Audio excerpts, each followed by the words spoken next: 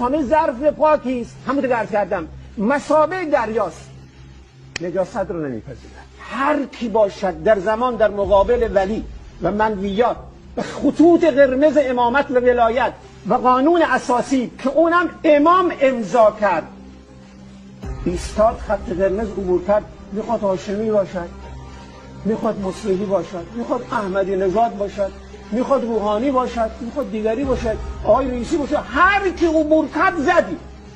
این حق کی به شما داد که بزنید؟ این حق ممیزین کی به شما داد؟ پیامبر داد. خودم همه ظرف پاکی است، همون که عرض کردم مثابه دریاست، نجاست رو نمیپذیرد. هر کی باشد در زمان در مقابل ولی و منویات و خطوط قرمز امامت و ولایت و قانون اساسی که اونم امام امضا کرد ایستاد، خط قرمز عبور کرد، میخواد هاشمی باشد، میخواد